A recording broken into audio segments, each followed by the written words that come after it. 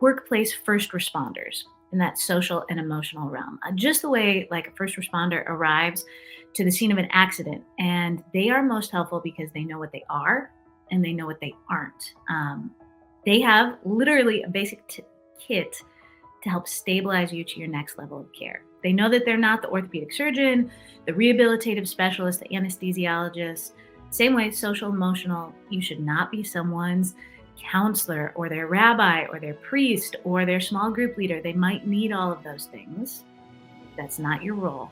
Your role is to have a basic skill set that helps stabilize them to whatever next level of care they might need. So with that sort of a framing that we talk about, then there's this examination. What are the things that I already have in my toolkit?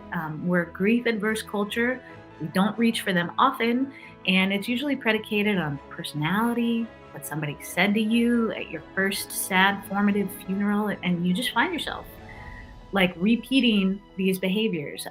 So it's looking at them and asking, are these serving me? And if they're not, what are better tools that I can put in my toolkit? So I always like it to be really actionable, not just conceptual. And one of the ways that we get there is by introducing people to empathy avatars.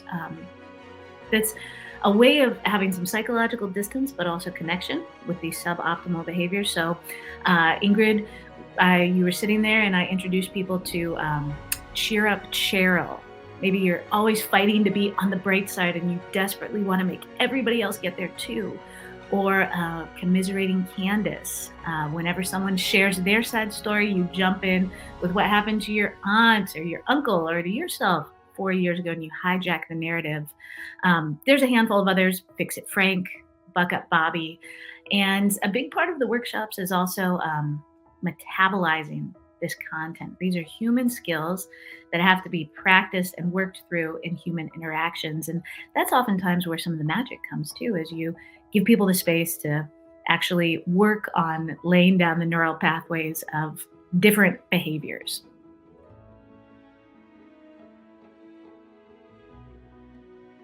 Let me tee it up with a little mini segment that I did on my podcast, the Handle with Care Empathy at Work podcast, a couple of years ago. And in those episodes, I actually interviewed 3 of my children about the death of their sister. And this is a workplace podcast, and especially as I was talking about it on LinkedIn, I was framing up, why does this matter? It matters because, especially if you are someone who employs people who are in the midst of parenting, their children's emotional disruption, how they encounter disruptive life events, actually has a huge effect on how these parents are able to show up each day. I mean, that sounds very conceptual.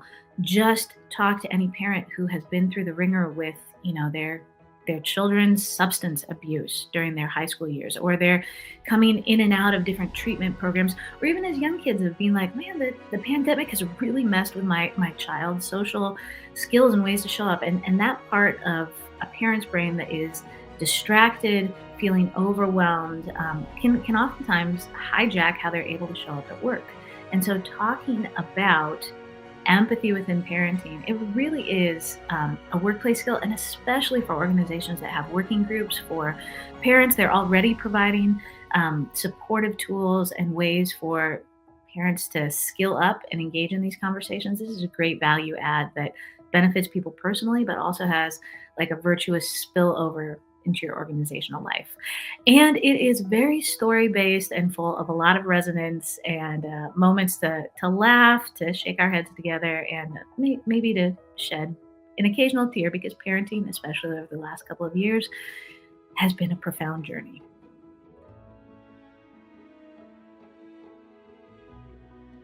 This is something that is affecting so many organizations, especially people who are frontline. And when we talk about frontline, I do a lot of work in healthcare organizations, but this is also frontline salespeople or educators, people who are just dealing with people all the time. And it's compassion fatigue is the emotional residue of exposure to other people's grief or trauma. Best way to describe that, there was a session I was doing and I showed the slide with that description. And a man said, he put up his hand and he goes, I know exactly how that feels. He said, That's the feeling I have after work when I come home and I just need my wife and my 4 kids to be perfect. And he goes, I know that's impossible. He said, the youngest is only 9 months old. There's no way we can do it. But it's that sense of, I don't have anything left. I can't hold a single additional hard story. Emotional labor is tied up in this. And change fatigue is this other part of the constant rate of change that we are all facing. There was a study this year by Atlassian that showed that actually we tend to think of the big organizational changes, the mergers, the acquisitions, the reduction in force, as having the most substantial impact. And they certainly do for any organization that has encountered some of those pivots. It's huge, but that actually the small changes, the changing procedures or how it looks to rework the work from home policy yet another time, those actually have 2.5 times the impact on people's stability that big organizational changes have. So, in this workshop, we look at those twin factors. We talk about things like creating sustainable boundaries at work, how you engage with people's stories and yet also disengage, whether that's with coworkers or clients. What are sustainable ways to do that? We are also looking at exactly what you said, Ingrid, those aspects of how can we be sustainable for the long term. It's looking at some of those circles of control. There are things that we cannot control, and then there are things that are within our control. And looking at a cognitive things that we think. Lots of times that's where we spend most of our time.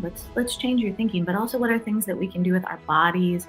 And also we are foundationally herd animals that need and benefit from one another. And in workplaces, so there's cognitive, how we think, there's bodies, what we do with our bodies, and also for combating this change and compassion fatigue, there's what we do communally. Are we a community that helps promote resilience or actually gets in the way of it? So the session looks at some of those.